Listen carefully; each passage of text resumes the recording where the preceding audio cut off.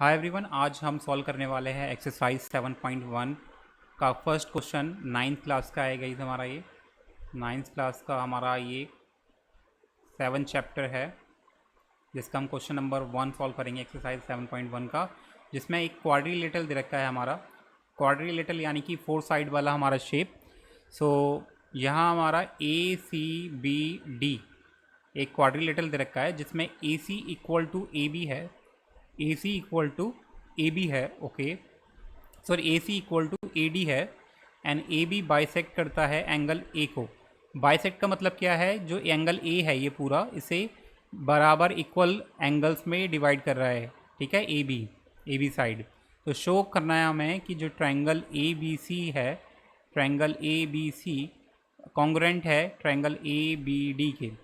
ठीक है, तो कॉन्ग्रुएंट कैसे प्रूव करेंगे?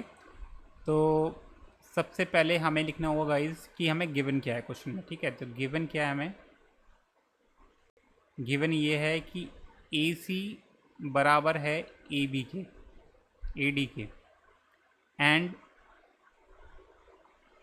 AB बाइसेक्ट करता है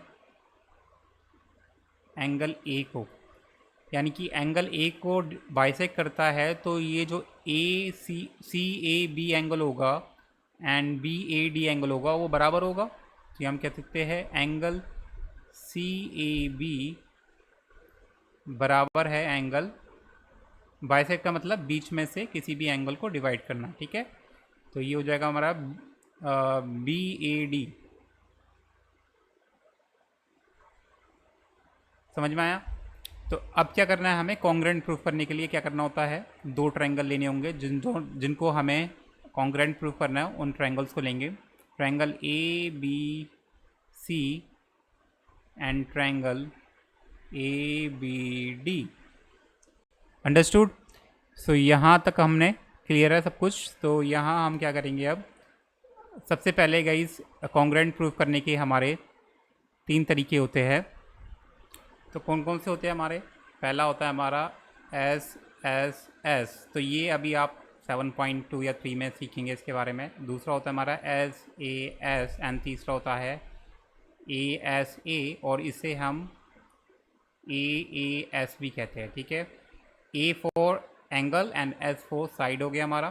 ठीक है, तो हम अगर हमारे किसी भी दो ट्रायंगल्स के साइड बराबर हो जाते हैं तो वो कॉन्ग्रुएंट ट्रायंगल्स होंगे। जब या दो साइड या एक एंगल बराबर हो जाता है तो कॉन्ग्रुएंट ट्रायंगल्स होंगे।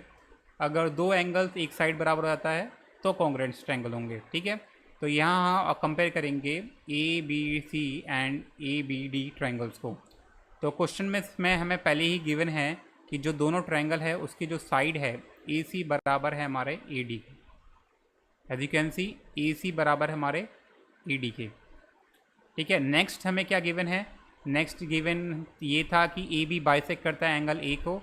तो यानी कि उसकी वजह से जो दोनों ट्रायंगल के एंगल है CAB बराबर हो गया एंगल BAD के। CAB बराबर हो गया DAB या BAD के। ठीक है, बराबर, क्योंकि इसका रीज़न आपको लिखना होगा। इसका रीज़न, ये तो हमारा गिवन था, रीज़न भी लिखने हैं आपको कि कैसे बराबर है। ये गिवन था, इसमें आपको लिखना होगा क्योंकि जो AB था वो बाइसेक्ट करता है, बाइसेक्ट्स एंगल A। एंड तीसरा हमारा क्या हो सकता है इसमें? तीसरा हो सकता है कि AB is equal to AB कैसे?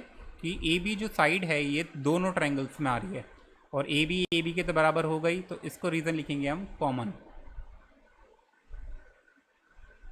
ठीक है, ये हो गया। तो यानी कि साइड बराबर हो गया, तो हम कह सकते हैं ट्रायंगल ABC कॉन्ग्रुएंट है ट्रायंगल ABD के। और इसका रीज़न आपको क्या लिखना है? By SAS congruence rule. ठीक है, ये हो गया। अब हमें क्या प्रूफ करना था इसमें? What can you say about BC and BD?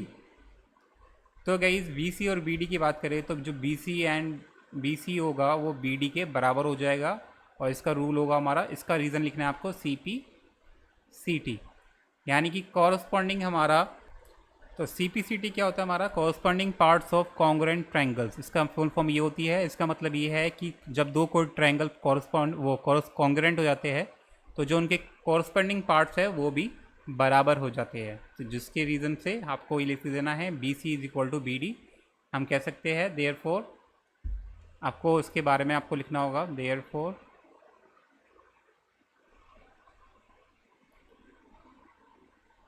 B C B D and B C are equals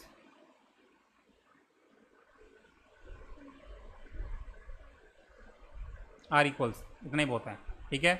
तो यार that's it guys, so in the next video for the next question, आपको सेकंड क्वेश्चन की link मिल जाएगी description में, and subscribe for more videos, and I will be guys uploading all the solution of class 9 math NCERT books, so stay tuned, subscribe for more video, till then, bye bye.